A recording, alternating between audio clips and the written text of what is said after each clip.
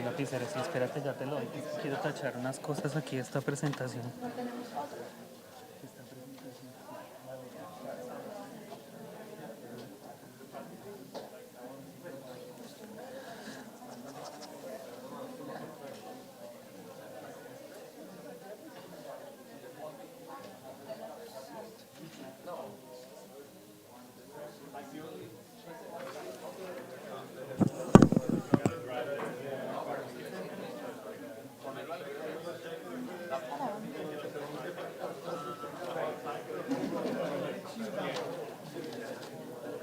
¿Le diste el certificado a ellas?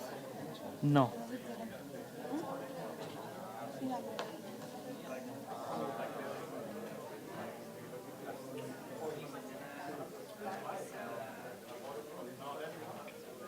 Este es finito de pacotilla. ¿No está sirviendo? Ya te traigo uno. Gracias, gracias. Ya traigo uno. Yeah, doing good. Doing good.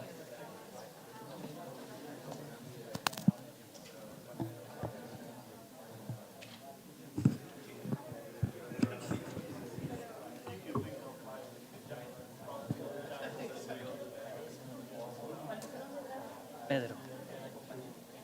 No, tranquilo.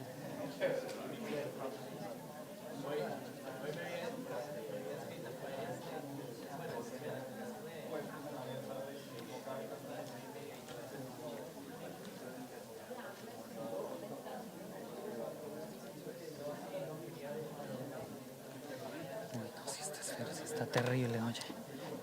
Es que son baratos y lo por eso es carísimo. Lo barato sale caro. Sí, total. Bueno, pero igual son caros, que es lo más Que es lo más patético. patético, bueno, quejarse. Este es el país de las quejas. La gente se está moviendo. ¿Cómo vamos a hacer? ¿Tú crees que este me le va a regalar un libro a Noam Chomsky? Sí. Buenísimo. Sí, claro, pilo. La máxima.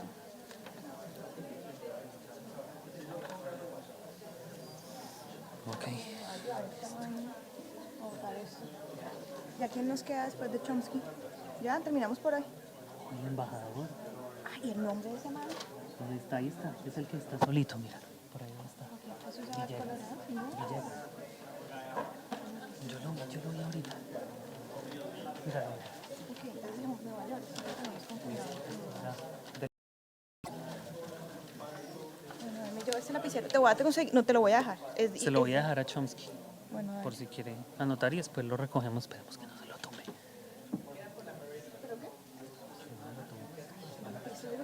déjala ahí como si de pronto separado.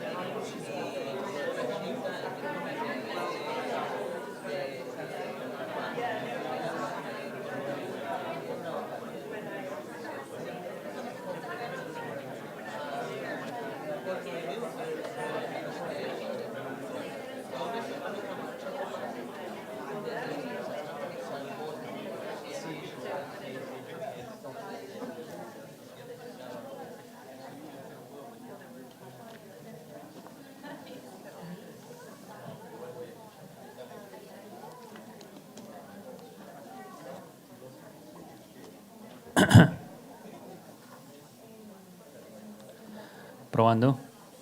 Sí, probando.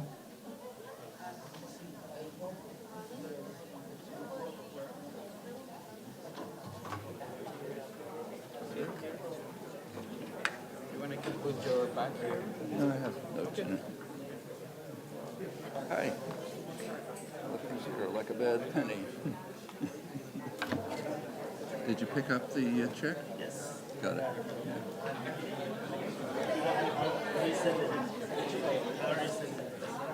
I already sent it into. You sent it in.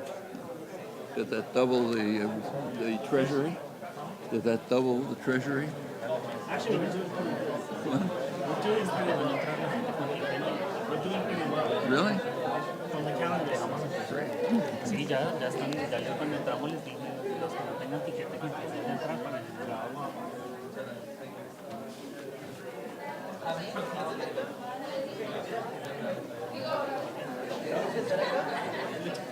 We're gonna wait just a couple of minutes while people start trickling.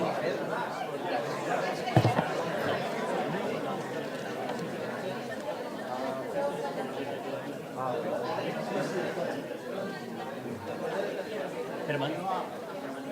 Hi. Good to see you. Good to see you. Thank you for reading the paper. Such an honor that you read it. Pardon? It was such an honor that you read the paper I sent Yeah. you. Thank you very much. Very much interested. Glad I made it.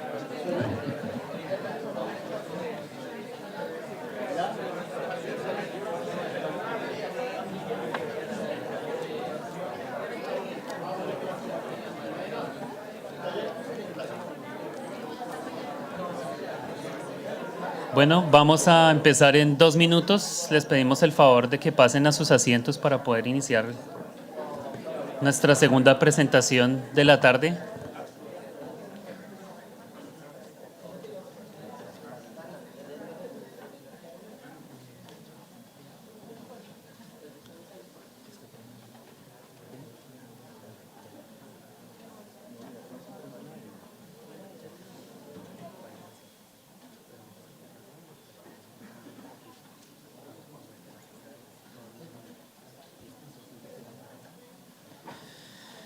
Ok, quiero recordarles que estamos recibiendo las preguntas vía Twitter para aquellos que nos están viendo por streaming. Bueno, welcome back. To continue the conversation today, we have Professor Noam Chomsky. Professor Chomsky is a linguist, philosopher, cognitive scientist, logician, political commentator, and social justice activist. Sometimes described as the father of modern linguistics, Chomsky is also a major figure in analytic philosophy. He is currently Professor Emeritus at MIT and has authored over 100 books. Chomsky has been a highly influential academic figure throughout his career. His work has influenced fields such as artificial intelligence, cognitive science, computer science, law, mathematics, music theory and analysis, political science, programming language, and psychology. Chomsky continues to be well known as a political activist and a leading critic of US foreign policy, neoliberal capitalism, and the mainstream news media. To have a conversation with him, we have Juan Pablo Duran. Juan Pablo is an economist and master's in finance. Currently, he's doing a master's in science and urban studies and planning at MIT and working as a research assistant at the Economic Democracy Lab at MIT. His research interests include political economy, development, and finance. So, talking about the impacts of free markets in US foreign policy, and without further ado, please join me welcoming Professor Noam Chomsky.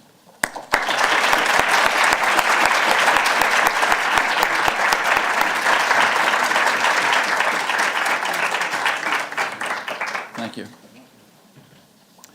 Well, I don't have to tell you that Colombia is a tragic country and also a wonderful country with amazing promise, unfulfilled promise, unfortunately, very rich in resources, enormous biological diversity, no nearby external enemies, has every possibility to become flourishing and productive society. But it has been plagued with extraordinary violence and terror. At last, there do seem to be some signs of possible internal reconciliation. I'm thinking about the negotiations underway in Havana, and one can only hope that the prospects will not be sacrificed, that bitter hatreds and fears, which are understandable enough, be brought under control, and that an atmosphere of tolerance and mutual respect can be cultivated despite the shocking recent history of depravity and destruction. My own first visit to Colombia was 15 years ago. I was part of an Amnesty International delegation. That year, Amnesty International selected as its task for the year protection of human rights defenders. And the first country they went to, understandably, was Colombia, which had absolutely the worst record by far in failure to protect human rights defenders. We landed, the news reported attempted assassination of a legislator by a bazooka in Bogota. She survived. Her bodyguards were killed. As we left, a law student, an American law student who had been with us, went into hiding because he had gone to visit a village with some human rights activists to talk to a victim of government paramilitary repression. And he had witnessed an assassination which made him a marked man So he had to go into hiding, and by various means we managed to sneak him out of the country. I met some remarkable people, among them Father Javier Giraldo, who you know. He's a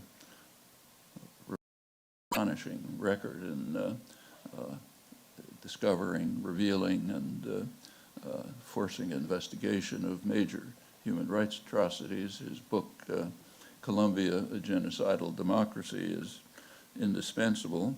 And I met other priests, human rights activists engaged in various activities like trying to carve out zones of peace free of terror, paramilitary, military terror, overwhelming the majority of the terror at the time.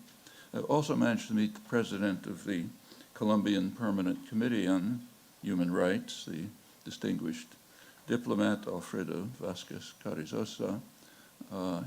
We visited him in his heavily guarded home, bodyguards all over, high security, often threatened with death. I'll return to his account of the roots of the modern terror last 50 years. I've taken a couple of other trips, mostly to Cauca, La Vega and Cauca, with human rights activists from Colombia and the United States. On one trip, we wanted to talk to peasants, but we couldn't go outside of Popayan, the local town, because there was too much violence outside. So people came in from the countryside, were brought in with horrible stories. People who'd been victimized by what's called here fumigation, means chemical warfare, which is designed to essentially destroy everything. Maybe it kills some coca plants, but it kills everything else too. Some of them had kind of carved out a niche. Coffee farming is a very difficult profession because the United States has blocked efforts to establish a coffee cartel which could stabilize prices. It's done for commodities that the U.S. is interested in, but we wouldn't allow it for them. And if prices fluctuate, small farmers can't survive, of course. Agribusiness can, but a farmer can't tell his children, don't bother eating this year, maybe we'll have food next year. But they had managed, some of them had managed to carve out a niche in Europe for high-quality coffee. That was destroyed by the chemical warfare. Of course, those lands can never be used again in the near future. The idea is based, and you see people with horrible sores, children dying, and so on, awful tales.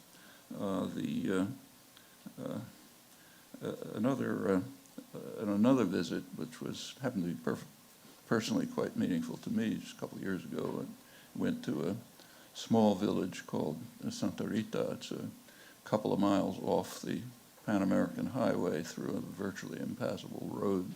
As you get near the village, there's a little clearing with a row of crosses. It's where a couple dozen people were murdered by paramilitaries a few years earlier.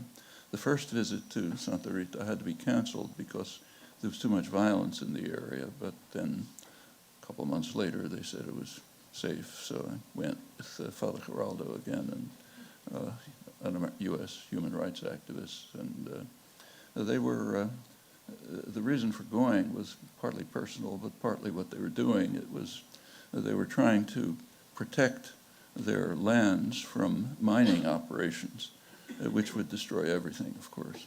There's a mountain above the village which they needed for water supplies and other resources. The mining companies and the government wanted to destroy it.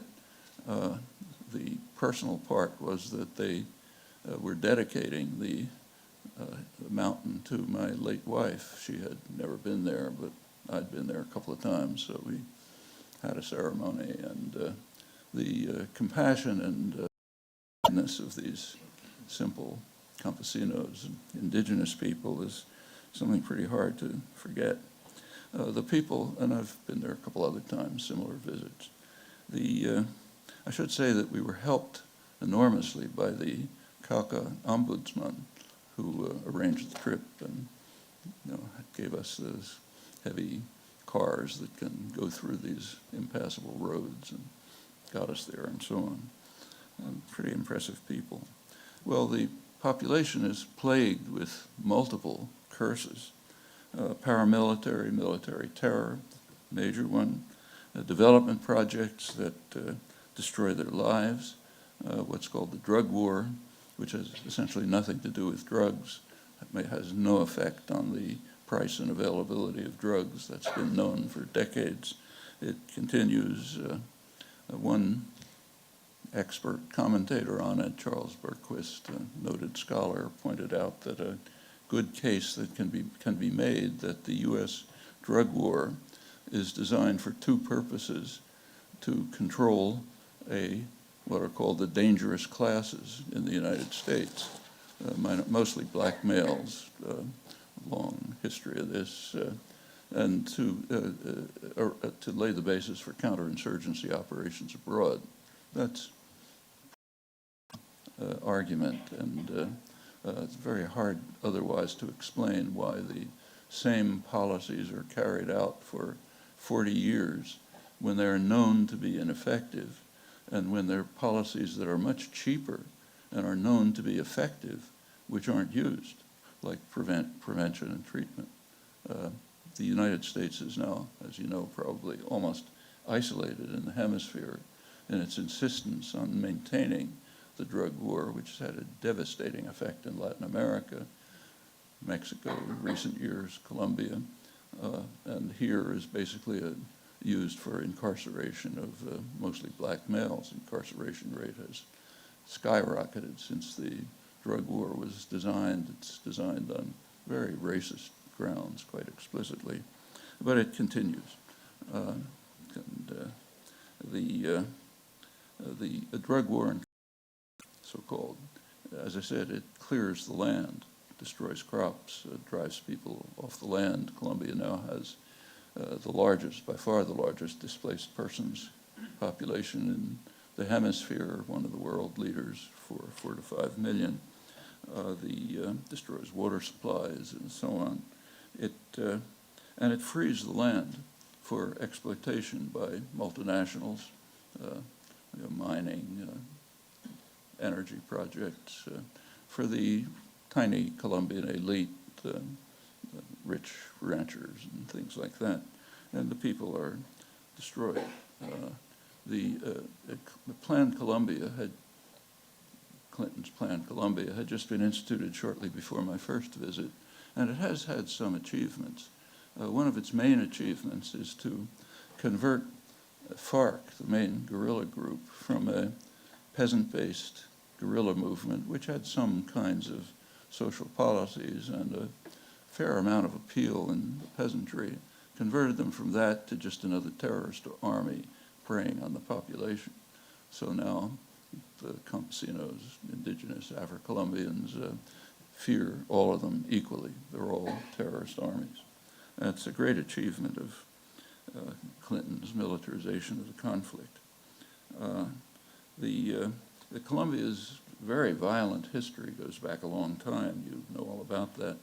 But a new era, important new era, did open in the early 1960s, and it was part of a much broader phenomenon.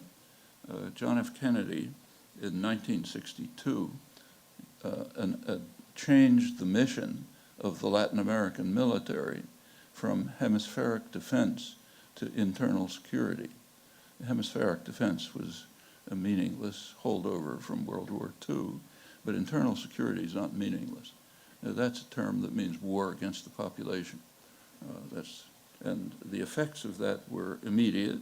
They're described by Charles Machling. He was the counterinsurgency, he led U.S. counterinsurgency and internal defense planning under Kennedy and Johnson. And what he says is Kennedy's 1962 decision shifted U.S. policy from toleration of the rapacity and cruelty of the Latin American military to direct complicity in their crimes to U.S. support for the methods of Heinrich Himmler's extermination squads. That's the chief of counterinsurgency and internal defense planning. The effects in Colombia were immediate. In 1962, the same year, Kennedy sent a counterinsurgency special forces mission to Colombia led by General William Yarborough, who studied the situation and gave their advice to the Colombian government. The advice was that they I'm quoting it, they should turn to paramilitary, sabotage, and other terrorist activities against known communist proponents to be employed as soon as we have an appropriate apparatus in place. Notice this is an internal document, so no pretenses are necessary. It's we will have the apparatus in place, and then we can turn to paramilitary, terror, sabotage, to be employed against known communist proponents. Well, communist proponents is a technical term which has very broad application in the U.S. counterinsurgency doctrine. Its meaning actually was spelled out by Vasquez Carrizosa, echoing Maechling. He said that I'll quote him, the Kennedy administration took great pains to transform our regular armies into counterinsurgency brigades, accepting the new strategy of the death squads, ushering in what is known in America as the national security doctrine, not defense against an external enemy, but a way to make the military establishment the masters of the game with the right to combat the internal enemy. It's the right to fight and exterminate social workers, trade unionists, men and women who are not supportive of the establishment and who are assumed to be communist extremists. And this could mean anyone, including human rights activists such as myself, which is, of course, why he's under heavy guard when we visited him. You may have noticed earlier I said Colombia has no nearby external enemies. It has a more remote external enemy, namely the country that is regarded in the world by a long lead as the greatest threat to world peace, namely us, and nobody's even close. Americans are protected from this information, which comes from US-run polls by the free press, which is careful not to report it. But that doesn't, Colombians know what it means. Well, the events that followed were very much the way Maechling and Vasquez Carrizosa described. The first major step was the military coup in Brazil, obviously the most important country. 1964, immediately the Kennedy assassination, the Kennedy brothers had more or less laid the basis for it. This established the first so-called national security state, kind of neo-Nazi terror torture state, soon followed by many others, Uruguay, Chile, Argentina, which was maybe the worst of them, and was the major favorite of Henry Kissinger and Ronald Reagan. They really were delighted in Argentine neo-Nazis. Now, the plague reached Central America in the 1980s, in the Reagan years. The basic problem that the United States faced throughout this horrendous period was accurately described by Henry Kissinger when he was discussing the need to overthrow the parliamentary government of Chile and to install the Pinochet dictatorship. You know about that without comment. What he said, Chile, Allende's Chile, he said, is a virus that might spread contagion elsewhere. That's a leading theme of foreign policy, kind of a mafia doctrine. You cannot accept disobedience because it could spread. And that's over and over again. It's the main theme of post-war history, over and over. Chile was, in fact, such a virus, the parliamentary regime. How was it going to spread contagion? By success. If it succeeded in showing that parliamentary means could carry forward social democratic programs, that could have an effect in other places. Kissinger pointed out it could have an effect all the way to Southern Europe. They were much concerned then about what was called Euro-communism. It was basically social democracy. Incidentally, Kissinger was joined by Brezhnev in this concern. They were both worried about it for different reasons, similar but different reasons. And Kissinger didn't think that Chilean armies were going to land in Madrid. He just thought that the model might spread and that would be dangerous. What do you do when you have a virus that might spread contagion? You destroy the virus and you inoculate the potential victims. How do you do that? By installing murderous terror states, like national security states. That story is repeated over and over again throughout the world. And we should bear that in mind.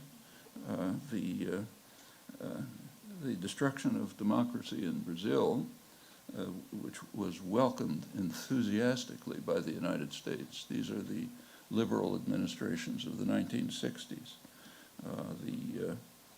It was called a democratic rebellion, a great victory for the free world, which prevented a total loss to the West of all South American republics by the virus contagion effect, sometimes called the domino effect.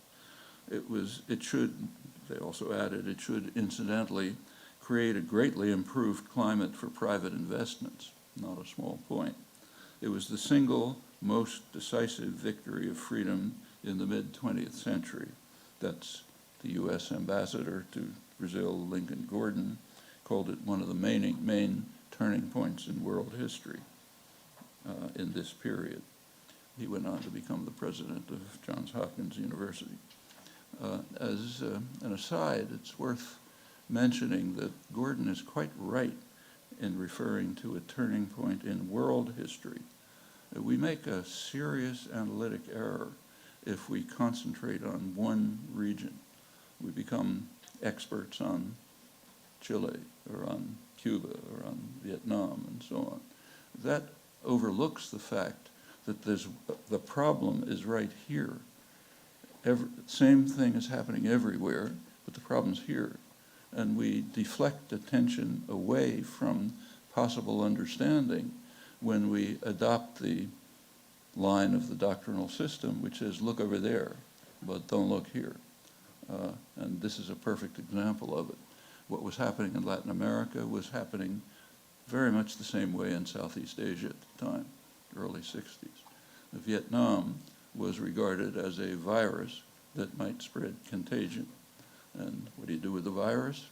You destroy it, you defend potential victims by installing murderous military dictatorships, which is exactly what was done in Southeast Asia at the same time it was done in Latin America, and for the same reasons. The most important of them, if you look at U.S. planning, was Indonesia. It's rich resources, and they were threatened. It was threatened by democracy at the time. There was some democratic openings. The U.S. was worried about it. This was taken care of in 1965 when there was a military coup, Suharto coup, supported by the United States, which killed the virus in Indonesia. It killed hundreds of thousands of people, mostly landless peasants, opened the country up to exploitation, just as in Latin America, where great victories, the greatly improved climate for private investments. Indonesia, the same as Latin America. What happened was well understood. It was described pretty accurately. So if you take, say, the New York Times, it described it as a staggering mass slaughter, which was a gleam of light in Asia. Why was it a gleam of light in Asia? Well, killed off a couple 100,000 peasants, destroyed the only political party, the party of the poor, killed the threat of democracy, opened up the country for Western exploitation, made it very clear that there would be no contagion effect from Vietnam. And in fact, by that time, Vietnam had been practically destroyed. In retrospect, a couple of years later, the National Security Advisor for Kennedy and Johnson, George Bundy, reflected that it might have been a good idea to stop the war in Vietnam in 1965. He didn't use these words, but the reason was the virus was destroyed, the victims were protected from contagion by this staggering mass slaughter and monstrous atrocities, so it was kind of useless to continue with the war. It's commonly said here that, and everywhere, that the United States lost the war in Vietnam. That's a mistake. If you look at it's a very open society. We have internal documents. We know what the planning was. You go back to the early 50s, when the war really began, the concern was the virus contagion effect, and that was overcome. It's true that the U.S. didn't achieve its maximal objectives, like they didn't turn Vietnam into the Philippines, but it achieved its major objectives. Great power usually does, rarely suffers a defeat. Well, that's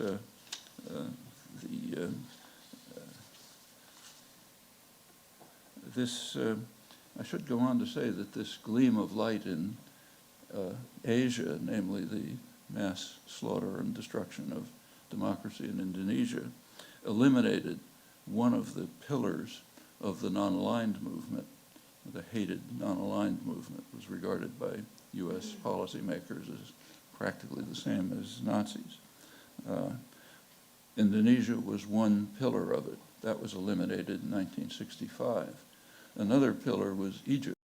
That was eliminated in 1967 with Israel's destruction of Nasser's army. And in fact, U.S.-Israeli relations, which are unique in world affairs, were established in their current form right at that time. Israel had performed a major service to the United States and its Saudi Arabian ally, and it was of world historical significance, eliminating another major part of the non-aligned movement.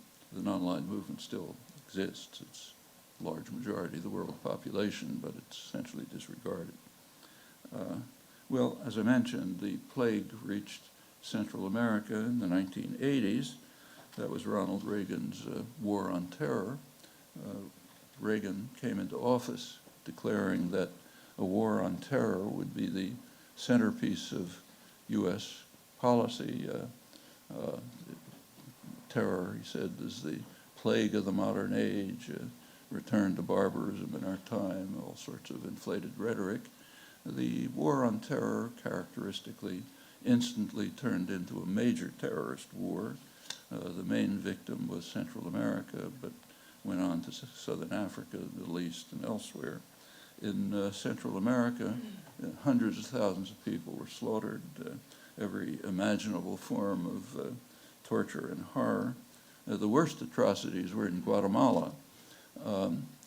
Guatemala, of course, had been a horror chamber ever since the U.S. overthrew its democratic government in 1954, but it escalated quite sharply in the early 80s with a virtually genocidal attack on the Mayan highlands population.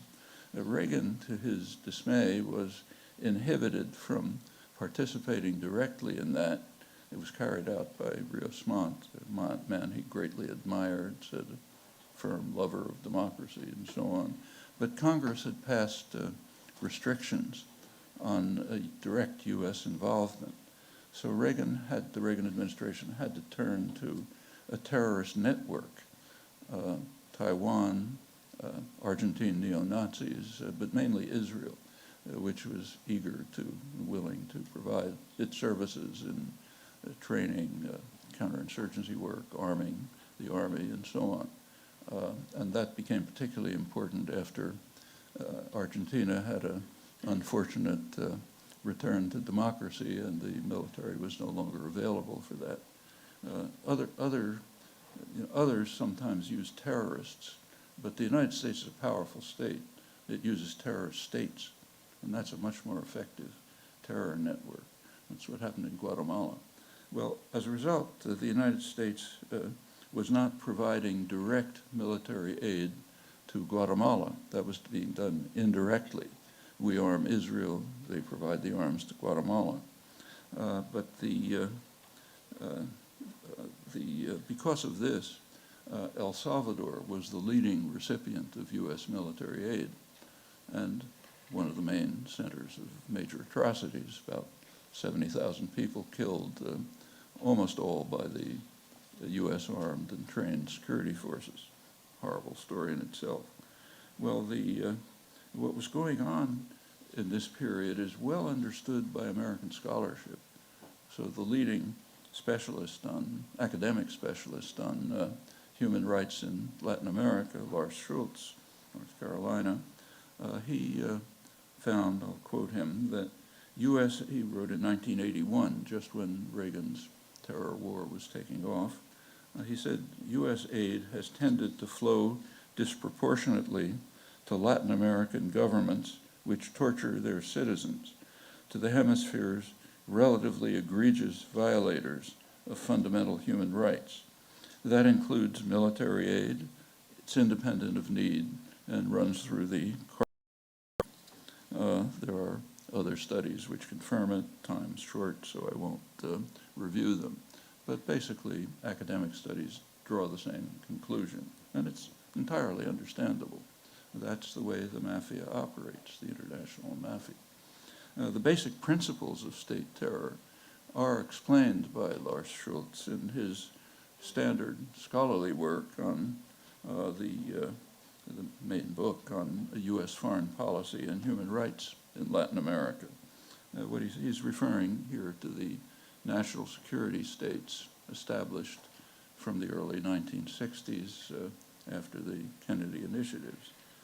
He says the goal of these national security states backed by the United States is to destroy permanently a perceived threat to the existing structure of socioeconomic privilege by eliminating the political participation of the numerical majority of the popular classes.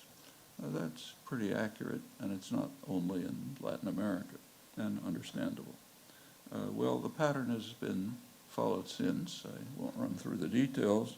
There were peace accords in El Salvador in 1992, which sharply reduced state crimes, and therefore the country was dropped from its leading role in the hemisphere as a recipient of U.S. military aid.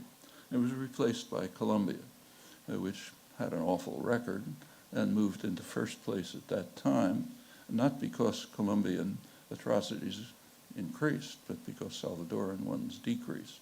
So Colombia became the leading recipient in the hemisphere of military aid. In 1999, Colombia achieved made a greater achievement. It became the leading recipient worldwide of U.S. military aid. This incidentally excludes Israel and Egypt, which are a separate category. But apart from them, Colombia in 1999 became the world leader. Now again, it wasn't because Colombian atrocities increased. They were just continuing at the regular level. But what happened is that the US champion, Turkey, its atrocities declined. Through the 1990s, some of the worst atrocities in the world were carrying out by Turkey within NATO. It was carrying out a massive attack against its Kurdish population. Tens of thousands of people murdered, thousands of towns and villages destroyed, probably millions of refugees, again, every imaginable form of torture. And it was armed by the United States. 80% of the arms came from the Clinton administration as atrocities peaked. Aid peaked.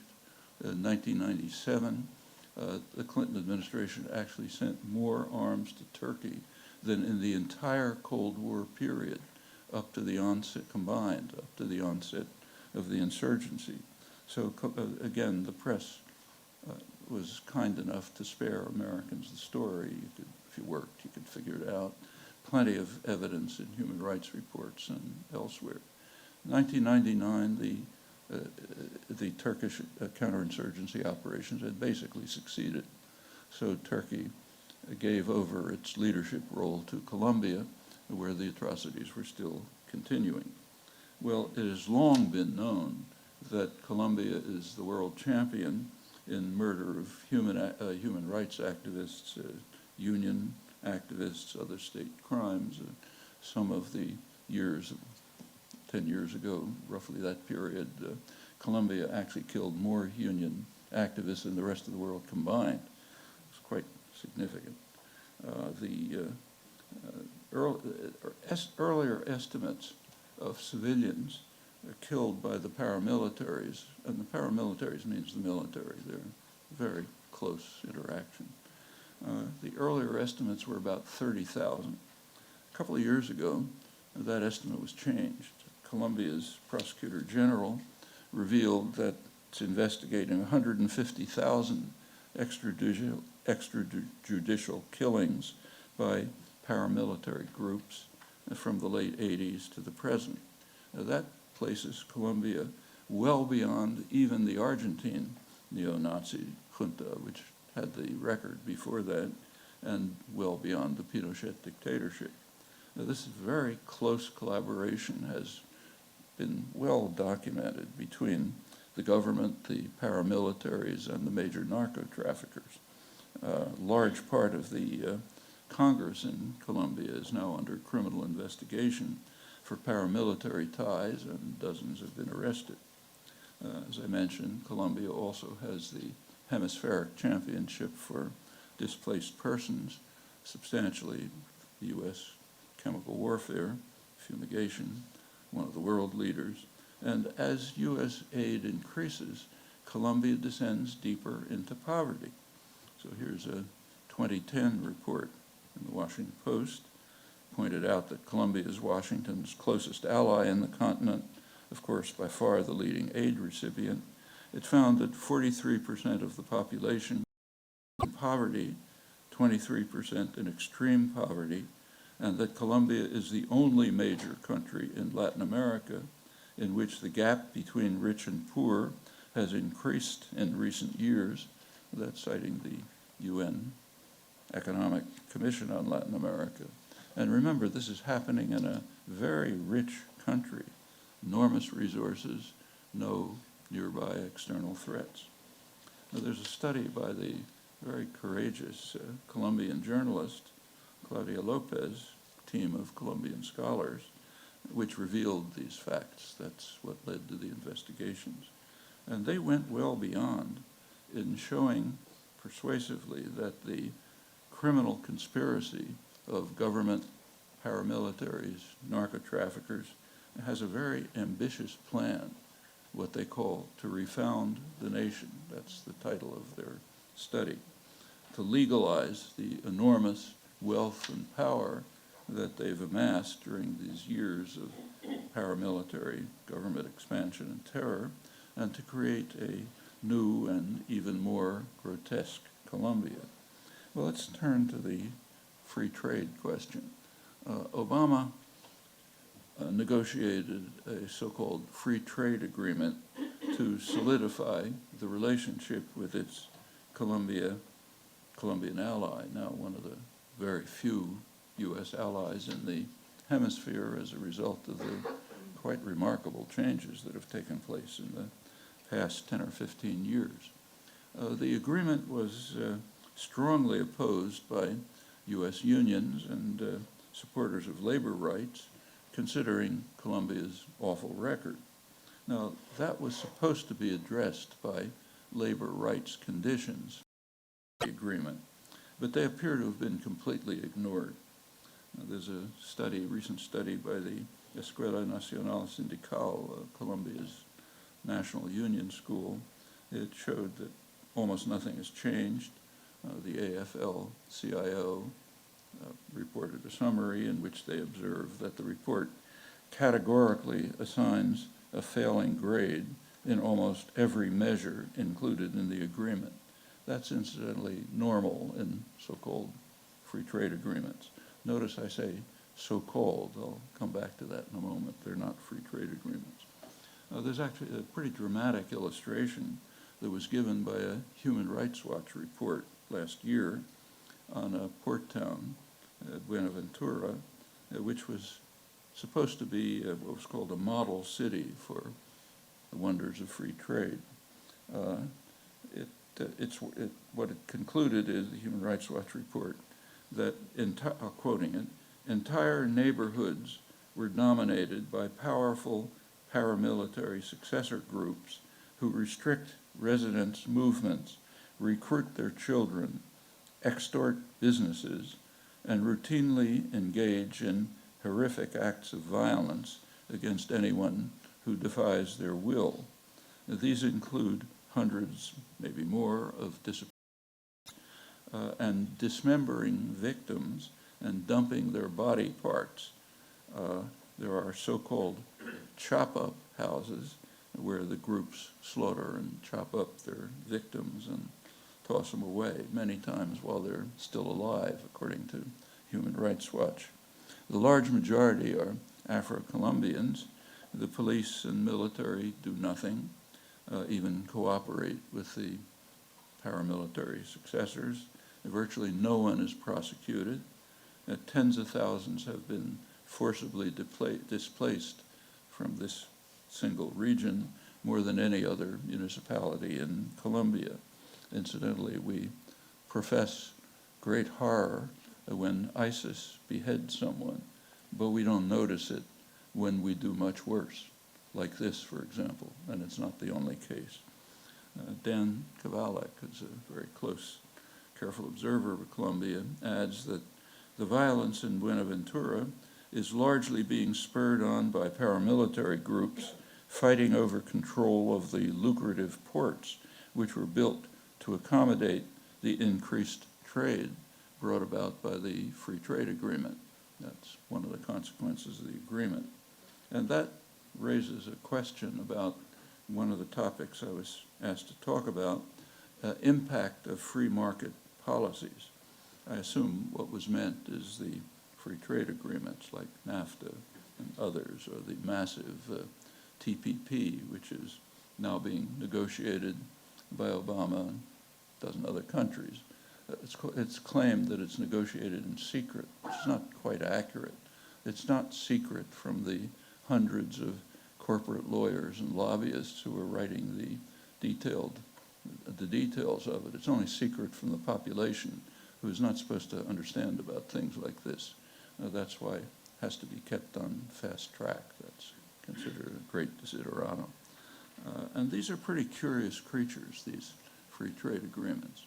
So take, say, NAFTA, which is the model for others, North American Free Trade Agreement.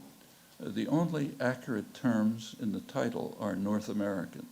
It does concern North America, Mexico, Canada, and the United States. But beyond that, it has nothing to do with free trade, and it's certainly not an agreement. At least if populations are part of their countries, it's not an agreement, because the populations were opposed. We know that in the US and Canada from extensive polling, probably was the same in Mexico. It's certainly not free trade. In fact, it has very extensive protectionist elements, very high, an unprecedented patent regime called intellectual property, nothing like it in history, which is designed to ensure massive pharmaceutical company profits by extreme degree of protectionism. Much of it is investor rights agreements, nothing to do with trade. In fact, even the part that is called trade has very little trade. So it's pointed out, with great enthusiasm that trade between Mexico and the United States increased. Economists call it trade. But is it trade? I mean, suppose in the old Soviet Union, parts were made in Leningrad and sent to Warsaw for assembly and then sold in Moscow. We wouldn't call that trade, cross borders, but it's within a single command economy. And exactly the same is true when General Motors has parts made in Indiana, sends them to Mexico to be assembled, and sells the cars in Los Angeles. That's transactions internal to a command economy. And it's not small. The corporations are tyrannies. They don't tell us what they're doing. But there are studies, and it's estimated maybe 50% of so-called trade between Mexico and the United States internal to command economies. So there's almost nothing about free trade in these agreements, even about trade. These are investor rights agreements, and they have effects. NAFTA is probably one of the few treaties which has succeeded in harming the populations in all three countries involved.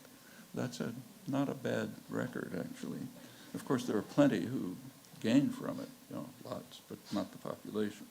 One of the effects is on the front pages, the flow of undocumented immigrants from Mexico.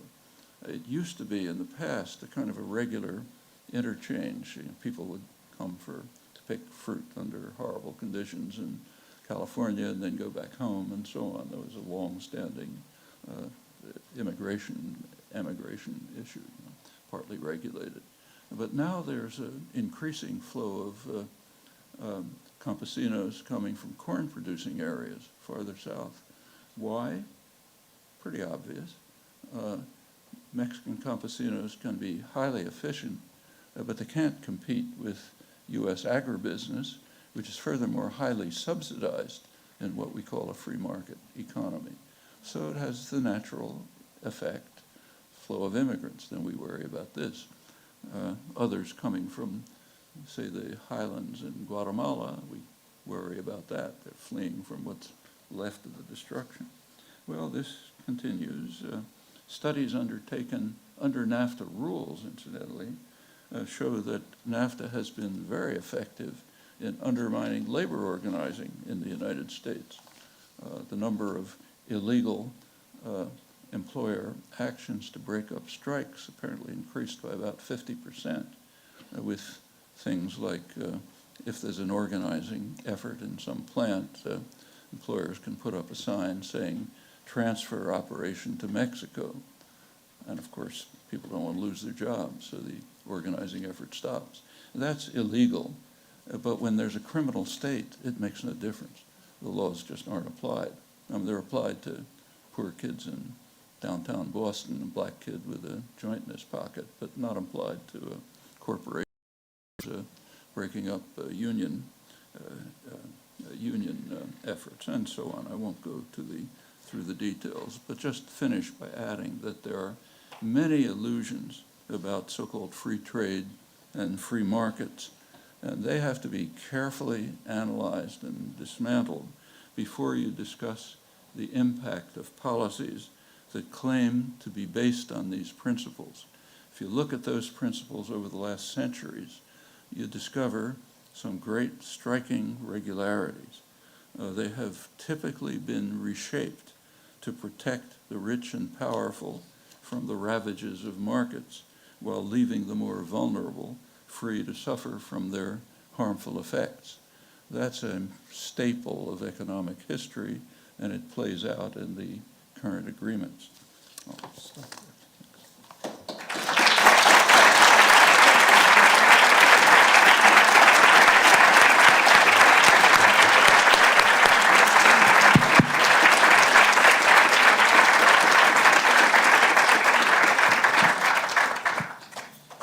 Well, everyone can hear me, right? Okay. Thank you very much, Professor Chomsky, for being here. And thank you most of all for your compromise with the people of Colombia and the whole Latin America. And thank you all for being here. And thanks to the organizers of this great conference that started yesterday at Boston University, today at Harvard, and tomorrow is going to take place at MIT in the Stata Center. Just 15 years ago, the dominance of the United States government on all the countries in the Americas was without question. Just 1 month ago, you went to the International Forum for Emancipation and Equality in Argentina. There, the predominant discourse from several Latin American leaders was a clear rejection of today's US intervention in their countries. In the Americas Summit, just a few days ago, it was the first time that an American president, this time Barack Obama, had to listen and to bear direct claims from the main presidents of Latin America regarding historical military intervention, coups, and support to dictatorships. The question is, what has happened? Who has the fault? What can be done by the U.S. in order to regain its leadership in the Americas? Well, I hope nothing can be done.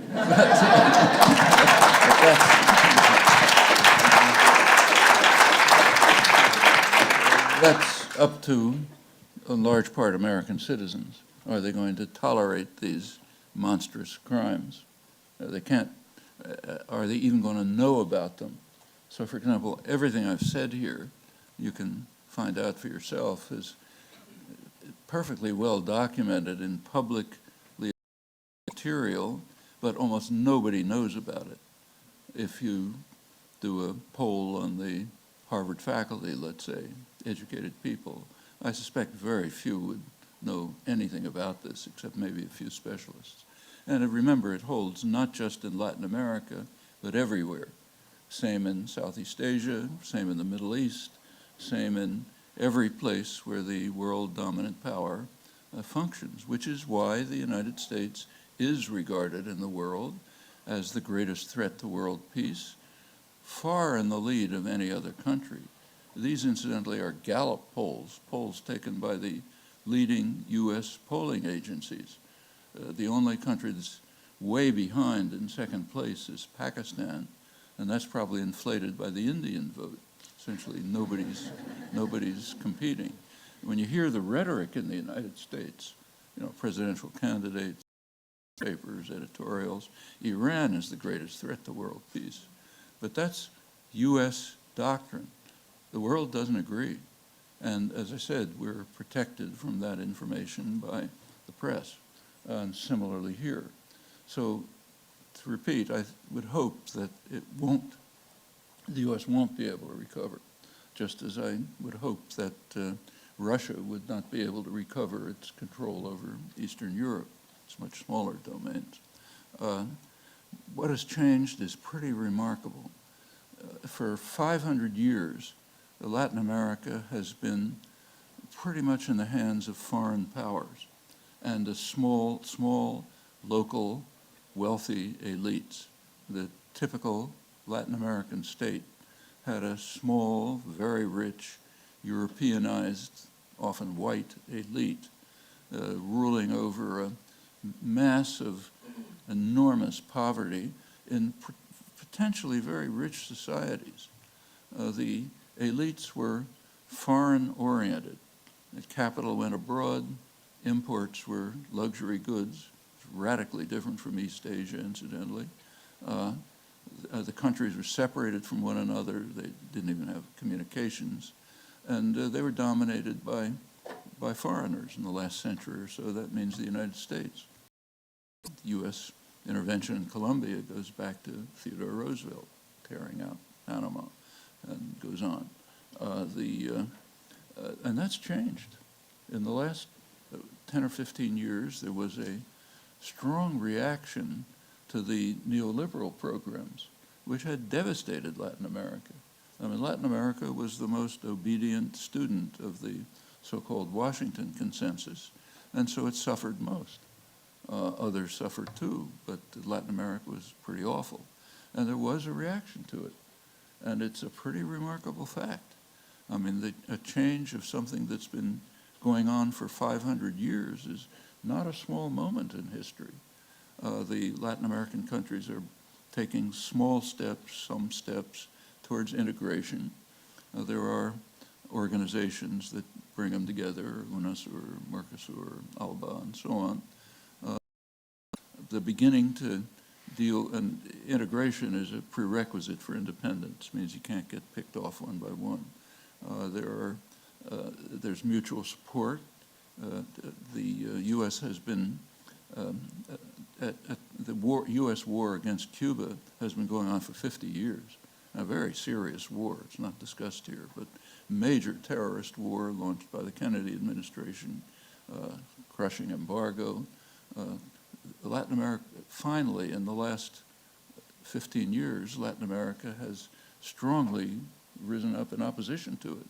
This showed up at the preceding summit, the Cartagena summit in Colombia, 2012, where the U.S. and Canada were completely isolated from the entire hemisphere on two issues, Cuba, and drugs. That's unprecedented, and nothing like that has ever happened. I mean, it's so extreme that Obama was finally compelled to take some small gestures towards renormalizing relations with Cuba. Here it's presented as a noble gesture. You know, we're helping Cuba escape from its isolation and so on. Actually, it's a small gesture helping the United States escape from its isolation and leaving most of the system still in place. But all of this is enormously important. There have also been efforts to deal with some of the internal problems. They're halting efforts, you know, a lot of problems with them, a lot of flaws, but something is being done. And that's basically new, not totally new, but substantially new. And I think that's extremely important. Will the U.S. be able to recover? I doubt it. I mean, in general, power in the world is being somewhat diversified. There's a lot of talk about American decline, which is pretty misleading. The United States is still incomparably the most powerful and rich country in the world. But there is a decline, and actually the decline goes back to the 1940s. It's been pretty steady. But in the last years, it's noticeable. China's one pole, the BRICS are another potential power group. And I doubt that the post-war system of unilateral domination of the world can be reconstructed. Like the United States, for example, has lost all its military bases in South America. Colombia was supposed to be the last hope, 6 military bases, but to everyone's surprise, at least my surprise, the Constitutional Court banned them. So right now there are none. There was a nice comment, which you probably saw, by Rafael Correa, the Ecuadorian leader, who was, when the United States, he kicked the United States out of its last base, the Manta base in Ecuador. And what he said is to the United States, you can keep the base in Manta if we can have a military base near Miami. That's about right. Actually, Evo Morales said something pretty similar. He said, you can keep fumigating in Bolivia if we can fumigate in North Carolina and Kentucky, where there's a much more lethal crop grown, incomparably more lethal tobacco that murders tens of millions, hundreds of millions of people around the world, but it's protected. So Morales said, well, let us destroy that, and you can destroy coca in Bolivia. You know. But this kind of reaction to the United States is completely new to all the imperial powers. So. In 2002, director Andrew Davis launched the movie Collateral Damage, starring by Arnold Schwarzenegger and John Leguizamo. In this movie, Hollywood generalized among the American people and to the entire world a clear support to paramilitary armies by some sectors of the US government. Last year, scholars Dube and Naidu wrote a working paper issued by the National Bureau of Economic Research, and in this piece they stated that, I'm quoting, U.S. military assistance leads to differential increase in attacks by paramilitaries, but has no effect on guerrillas attacks. Aid also results in more paramilitary, but not guerrilla, homicides during election years, particularly in politically competitive municipalities. The findings suggest that foreign military assistance may strengthen armed non-state actors, undermining domestic political institutions, end of the quote. In the Americas Summit, Barack Obama highlighted his commitment with the Colombian peace process. There are some roles in the peace process today, such as victims, victimizers, and facilitators, among others. Which do you think should be the role of the US government in the peace process in order to help Colombia to gain a lasting peace? I suspect the biggest help the United States can provide is to withdraw from involvement in Colombian affairs, which have been mostly quite harmful. discussed some of it, but it's pretty general. The United States, we really shouldn't be, this is the kind of question that's asked in U.S. policy circles and academic circles all the time. What can the U.S. do to help? Okay, there is something called the Hippocratic Oath, which says, first, do no harm. When you've stopped doing harm, then you can ask the question, what can we do to help? And there's a long way to go before we get to that. These results that you mentioned are on the front page every day. So take a look at this morning's newspapers. New York Times, lead story in the New York Times this morning. It's very interesting what it tells us about the culture in which we live, Americans, that is, Harvard, high culture. It's a discussion of the fact that the drone attacks inadvertently killed an American hostage and an Italian hostage. And that's a big issue, because we're not supposed to kill Americans and Italians. So there's a huge discussion about it. And what about killing the people who live there? There's no question at all about that. The drone campaign is the most extraordinary global terrorist campaign that has ever been envisioned. I mean, suppose that Iran had a campaign in which they were assassinating people all over the world who they suspected might want to harm Iran. So, for example, they could start with the editors of the New York Times and the Washington Post, who have just run articles, no need to suspect. They've run lead op-eds calling for the immediate bombing of Iran. So we know they're planning to harm Iran, so let's kill them. Suppose they were doing that all over the place. What would we think? Well, we wouldn't have to bother thinking, because it'd be a nuclear war. But when the U.S. does it, it's fine. No criticism. The drone campaign officially, not my words, is attacking suspects. People suspected of maybe wanting to harm the United States someday.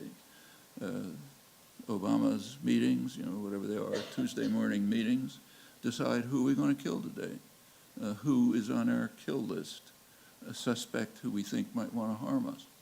And this goes on without virtually no comment. The only comment is about killing an American, that's a problem, or what's called collateral damage. When you attack a village with a drone and you kill somebody and half a dozen other people standing around, they get killed too. That's collateral damage, and that's considered a kind of a problem. So there are studies of how much collateral damage there is, and that's not so good. But what about killing the suspects? I mean, this happens to be the 800th year of commemoration of Magna Carta. Its great contribution was was limited, but it established the principle of presumption of innocence, that a person cannot be harmed unless tried by had due process in a trial by peers. Now, this comes up in the discussions. In this morning's Times, for example, there's a claim by the U.S. government that the suspects have due process because they are considered in the executive branch of the United States government.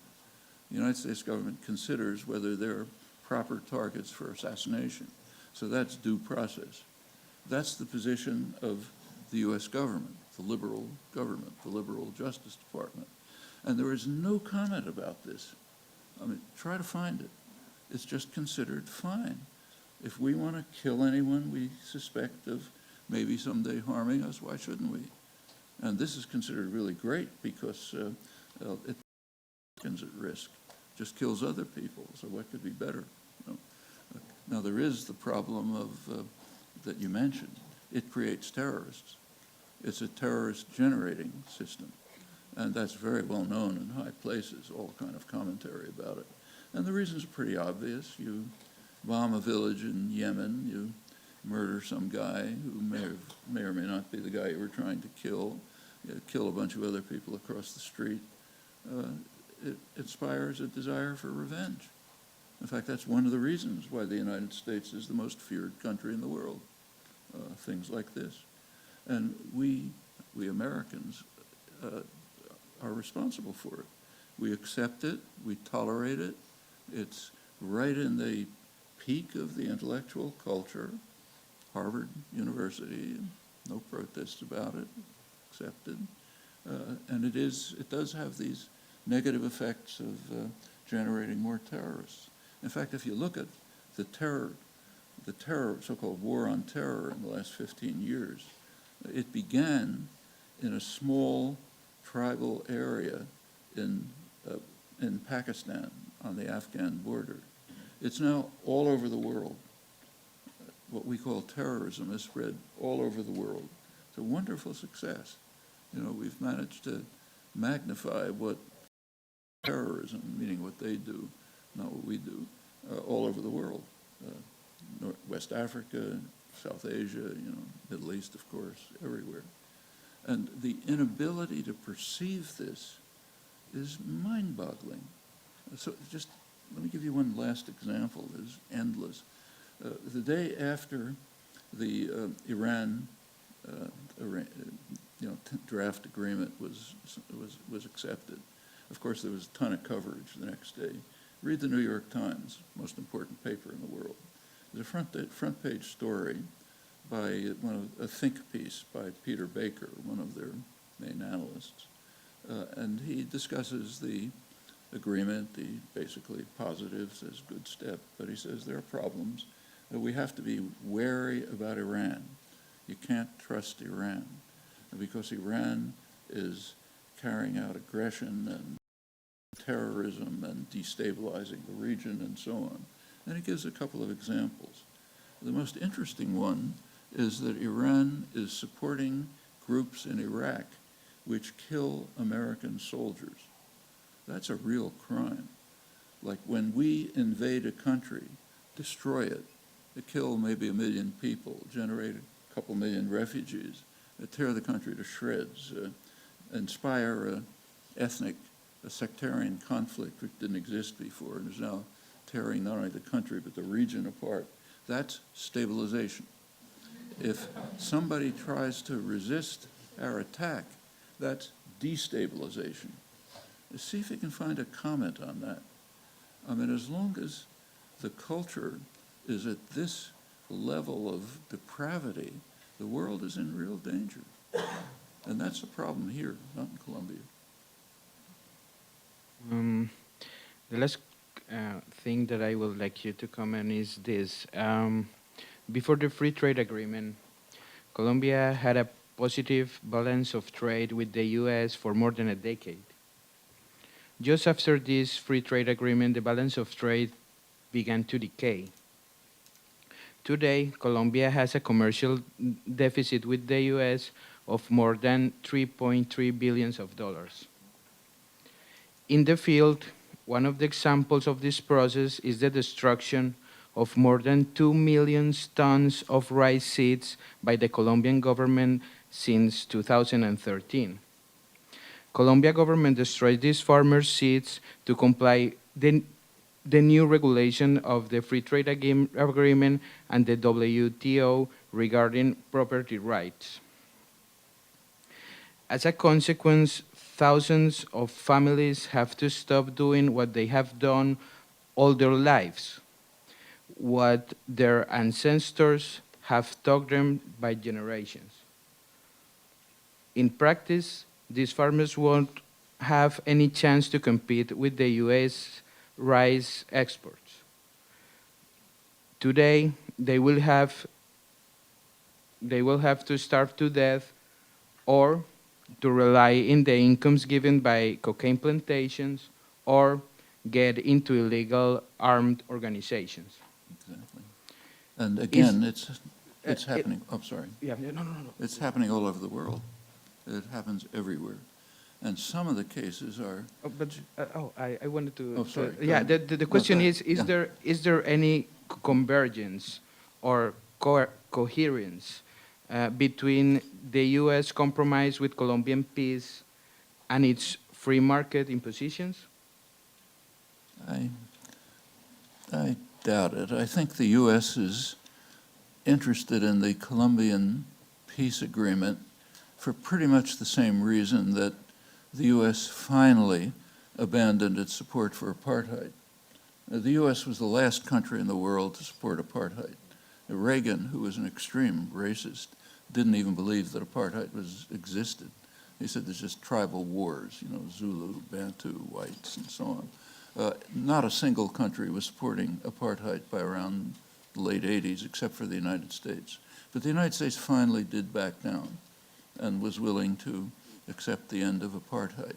There are a number of reasons for that. Could go into it, but one reason was that there was a compromise on the table which was acceptable to U.S. business, to U.S. multinationals, and also to the white, rich, the business community in South Africa. The compromise was, we'll leave the socioeconomic system unchanged, but we'll allow some black faces in the limousines. That's basically the compromise. And the U.S. was willing to accept that, so it finally abandoned support for apartheid. Actually, there's a much more fundamental you're not allowed to talk about in the United States. It's called Cuba.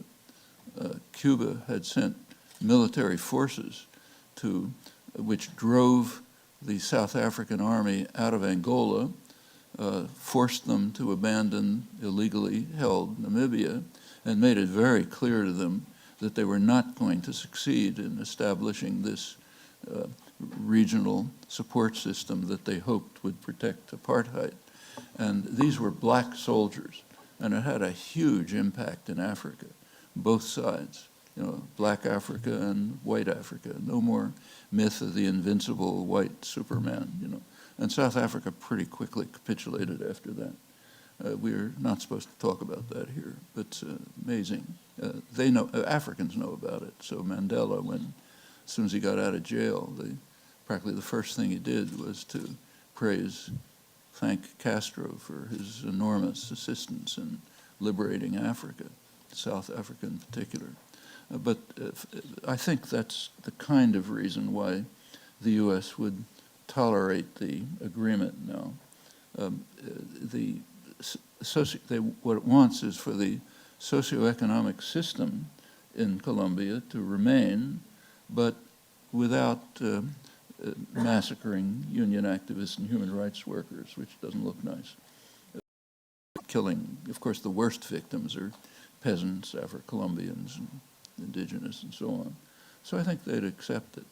But this question about the rice, again, it's what you describe is correct, but remember that the rice exports from the United States are government subsidized. That has nothing to do with free markets, nothing. These are massive corporations which gain from state subsidy. And of course they're going to drive out rice farmers anywhere. It's like the corn farmers in Mexico that I mentioned. And sometimes it's kind of so grotesque you can hardly even talk about it. Like take the poorest country in the hemisphere, Haiti.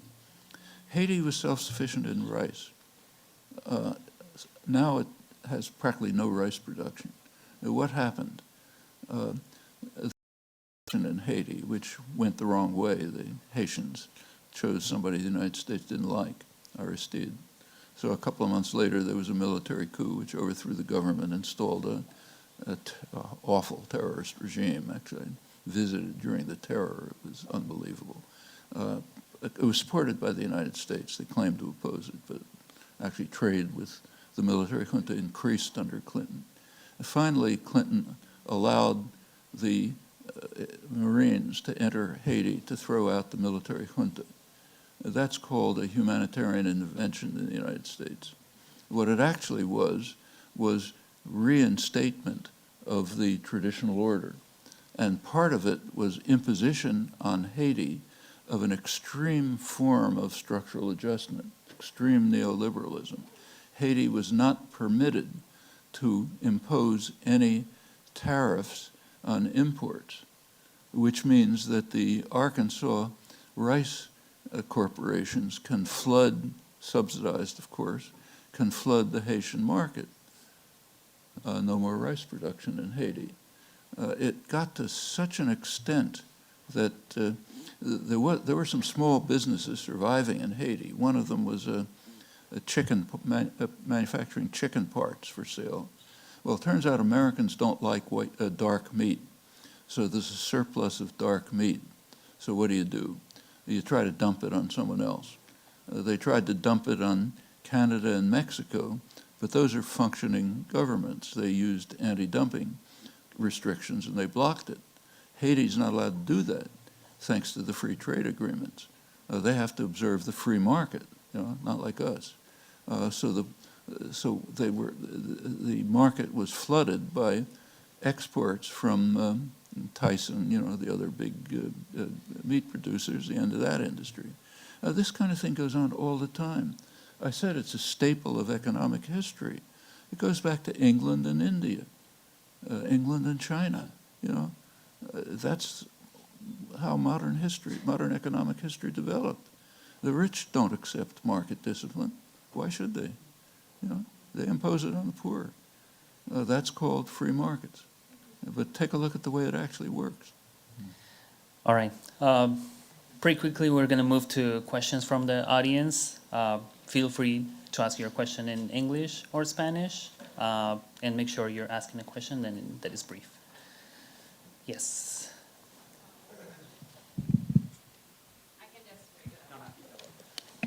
Hi, Professor. Thank you for coming. I'm one of the organizers, and we wanted the conference to be a very sort of heuristic and instructive thing for a lot of students and young scholars in Harvard, MIT, and the surrounding area to start thinking about our responsibilities and roles towards Colombia. So as a scholar and activist, I wanted to hear your comments on what you think we as scholars, students, potential activists, what can we do to sort of remain critical towards Colombia, towards the US, and still be constructive in both our scholarship and all the work that we do?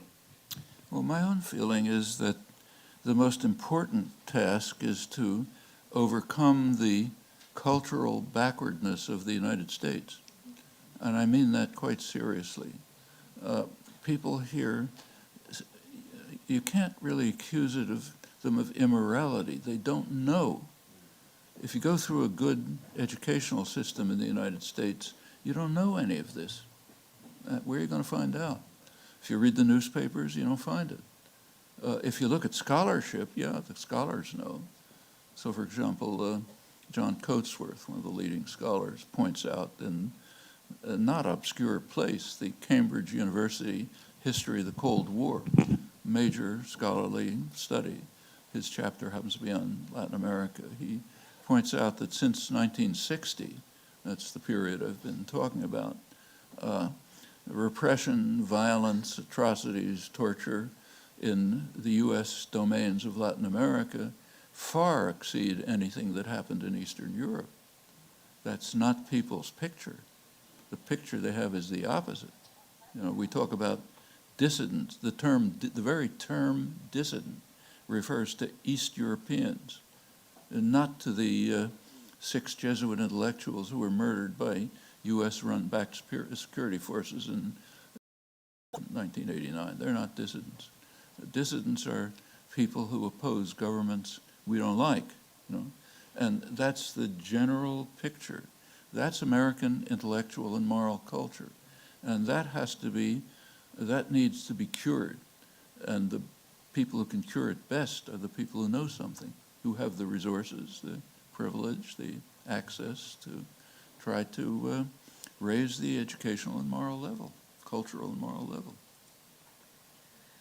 All right.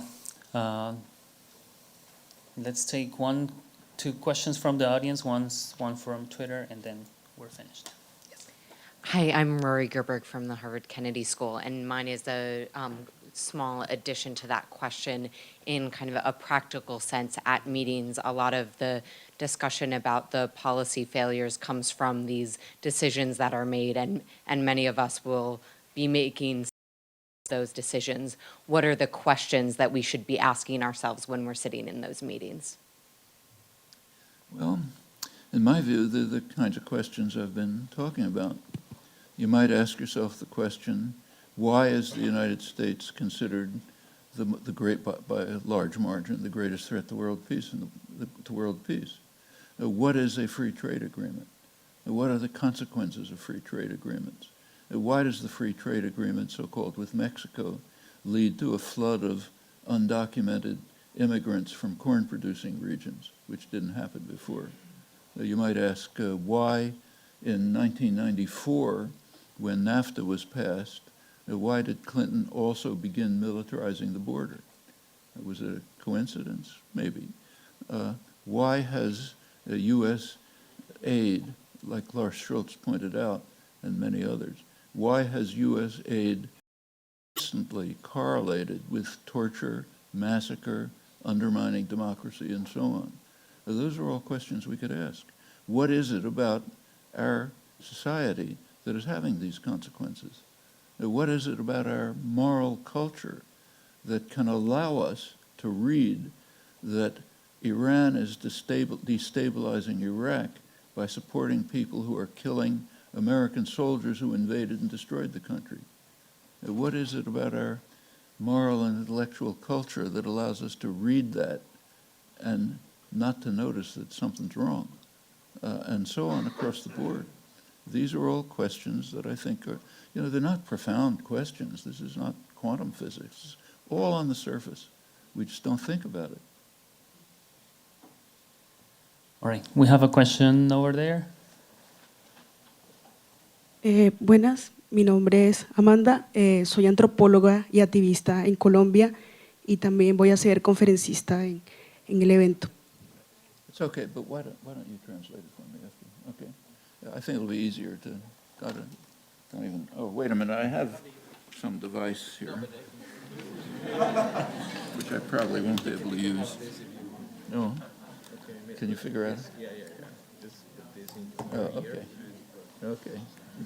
I assume technology doesn't work. Go ahead. Bueno, continúo. Okay. Mi nombre es Amanda, soy antropóloga y activista en Colombia y también soy conferencista dentro del espacio que los compañeros de Colombia han habilitado acá en Estados Unidos, en Boston. Mi pregunta y una intervención va sobre todo desde el movimiento social. Y es que en un posible escenario de posconflicto estamos mirando que el foco de la coerción violenta, tanto del Estado como de los grupos paramilitares, se va a agudizar sobre todo en el movimiento social. En la medida en que una política de reinserción de los actores armados, para este caso las FARC, y una posible mesa necesaria con el ELN, lo que implica es que en Colombia existe la ley de libertades democráticas.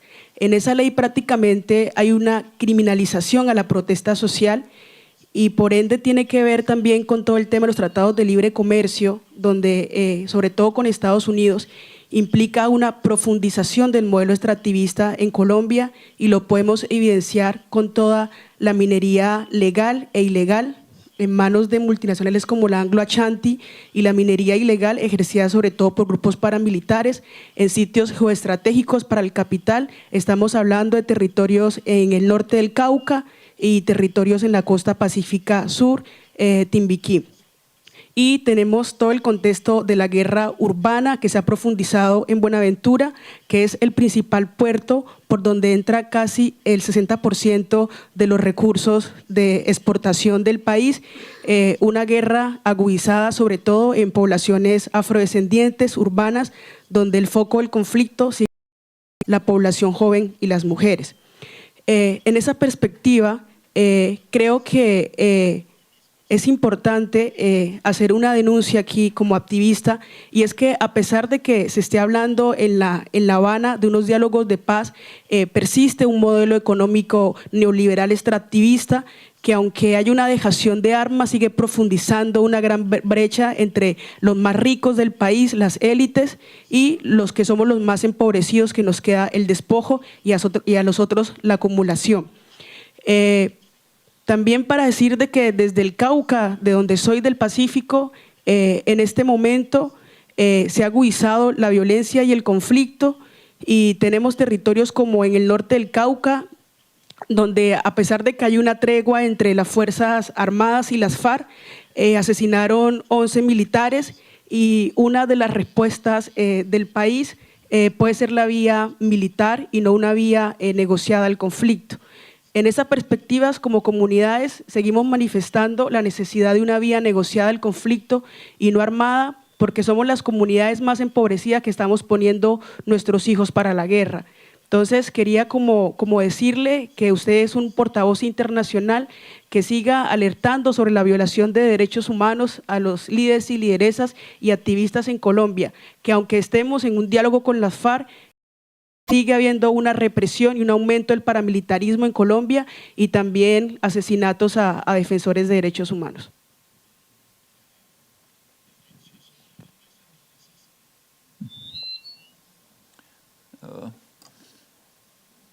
Not surprisingly, I couldn't agree more, but it's not really my responsibility, that's everybody's responsibility.